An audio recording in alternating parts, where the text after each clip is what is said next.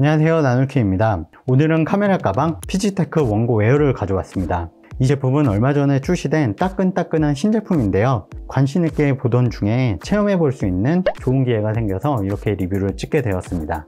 그럼 리뷰 시작하겠습니다.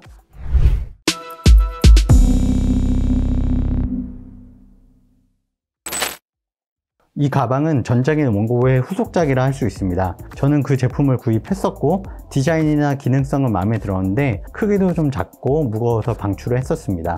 그런데 이번에 출시한 원고 에어는 전작과 비슷한 기능성을 유지하면서 무게 감량에 노력을 기울인 제품이라고 할 수 있습니다.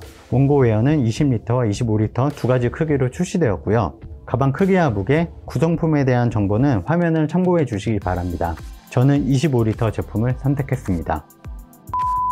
가방은 이렇게 튼튼한 박스에 담겨 있습니다. 전작 대비 포장에는 힘을 좀 뺀 모습이네요. 이 가방은 블랙 단일 컬러로만 출시되었습니다. 따라서 대부분의 면적은 블랙 컬러로 되어 있고 덮개 끝부분과 피지테크 로고 쪽에만 브라운 컬러로 포인트를 주었습니다.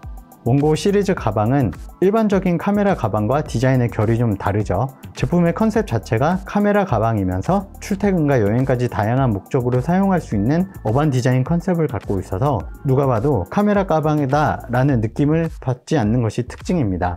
25L 가방의 실제 무게는 가방만 1.62kg, 파티션과 스트랩을 포함하면 1.9kg으로 측정되었습니다. 표면은 PU 코팅 처리가 되어 있습니다. 폴리우레탄 코팅은 마찰에도 강하고 방수 기능을 높이는 공법인데요. 표면이 부드러워서 손에 닿는 촉감이 좋습니다. 가방 정면에는 별도의 수납 공간은 없고요. 가방 양옆에는 큰 수납 공간이 있습니다.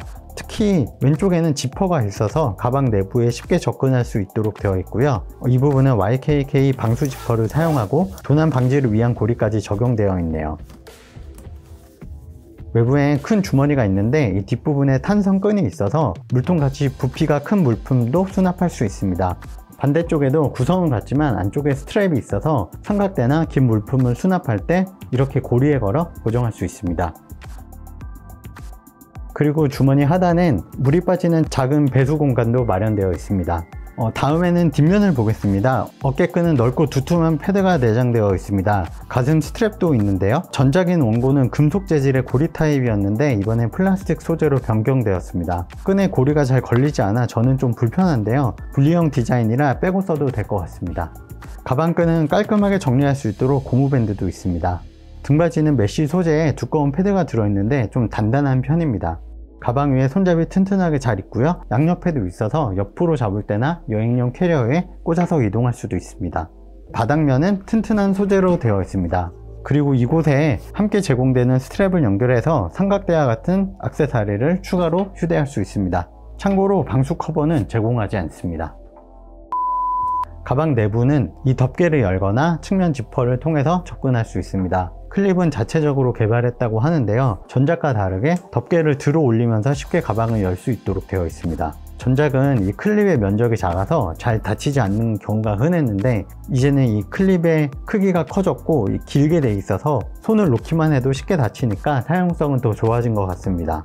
자세히 보면 이 클립이 고정되는 위치도 두 곳 정도 되는 것 같더라고요. 지갑이나 핸드폰, 헤드폰 같이 자주 사용하는 물품을 꺼낼 때 편리할 것 같습니다. 그리고 옆에 지퍼를 열면 안쪽에 펜을 수납할 수 있는 공간이 있고 안쪽에 지퍼가 또 있는데 여기에 메모리 카드나 배터리를 수납할 수 있습니다. 자, 이제 가방 내부를 볼까요?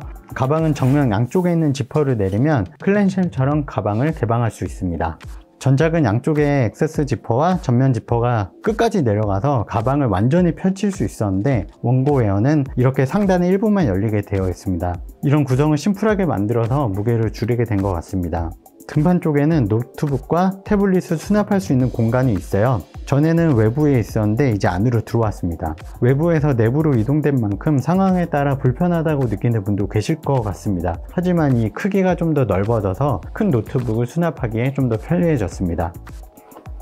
15.6인치 노트북이 제대로 수납되는 것도 확인했는데 두꺼운 제품을 넣으면 그만큼 카메라 수납 공간이 좁아질 수 있고 파티션 두께가 좀 얇고 딱딱한 편인 점도 참고하시기 바랍니다. 커버 위쪽에는 메쉬 포켓이 있고 아래에 지퍼로 된 주머니가 있습니다. 내부에 별도의 칸 구분은 안 되어 있고요. 그리고 안쪽에는 에어태그를 보관하는 숨은 공간도 있습니다. 자, 이 가방의 하이라이트는 이 파티션이라고 할 수 있는데요. 25리터 제품은 총 8개의 파티션을 제공합니다. 이 큰 3개의 파티션은 구역을 크게 나눌 때 사용할 수 있는데, 가방 양옆에 있는 6개의 홀에 고리를 걸어서 사용하고, 나머지 파티션은 이 공간을 작게 나눌 때 사용합니다. 카메라나 드론, 액션캠 등 우리가 사용하는 장비들은 각자 다르잖아요. 자신의 장비에 맞게 세부적으로 조절할 수 있습니다. 저는 미러리스 카메라, 테크 파우치, 추가 렌즈와 액션캠, 외장 마이크 이렇게 수납해 봤습니다. 가방의 바닥면은 패딩이 두꺼워도 카메라같이 비싼 장비를 두긴 좀 불안해서 이곳에 테크 파우치를 넣는 편이고요. 장비가 많아지면 무게가 무거워지기 마련인데, 가방에서 무게를 줄일 수 있으니 이 점은 확실히 이점이라고 할 수 있을 것 같아요. 이 파티션을 모두 제거하면 커다란 큰 공간을 활용할 수 있는 가방이 됩니다.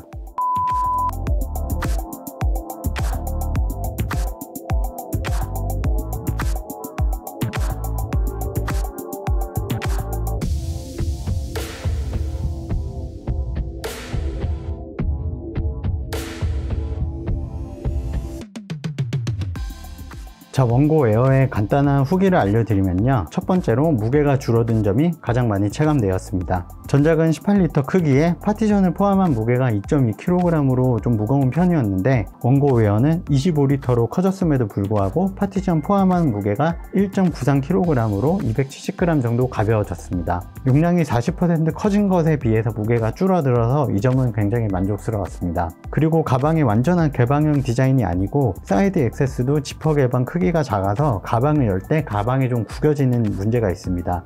이 사이드 액세스의 지퍼가 정면 지퍼랑 공간이 거의 붙어 있어서 이게 최선일 것 같기는 한데요. 아무튼 저는 이 부분이 좀 걸리더라고요. 하지만 완전히 개방이 안 되는 점은 저는 불편하진 않았습니다. 무게가 줄어들었고 내부에 귀중품을 보관하는데 더 좋다고 느껴졌습니다. 카메라 수납 공간은 표준 줌을 장착한 A7 마크4를 세워서 넣을 수 있지만 꺼낼 때 입구에 걸려서 좀 불편합니다. 눕혀서 넣으면 문제가 안 되지만 안쪽의 여유 공간이 1cm만 더 넓었으면 좋았을 것 같습니다.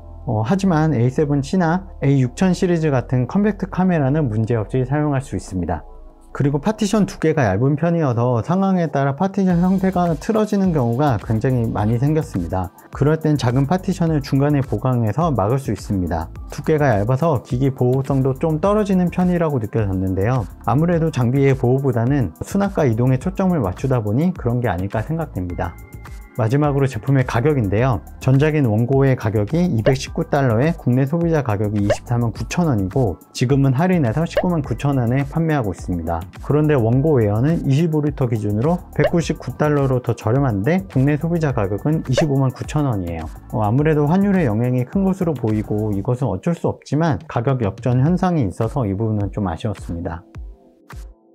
자, 요약하겠습니다. 원고 웨어는 이전보다 가볍고 심플해진 구성으로 출시된 가방입니다. 이전의 파티션 시스템은 그대로 갖고 있어서 다양한 장비를 다양한 목적에 맞게 사용하는 분들에게 잘 어울리는 제품입니다. 무엇보다 무게가 많이 가벼워져서 가벼운 가방을 찾는 분들에게 추천드리고 싶습니다. 제가 준비한 영상은 여기까지입니다. 영상이 도움이 되었길 바라며 전 다음 영상으로 찾아뵙겠습니다. NNKM 나누킴이었습니다.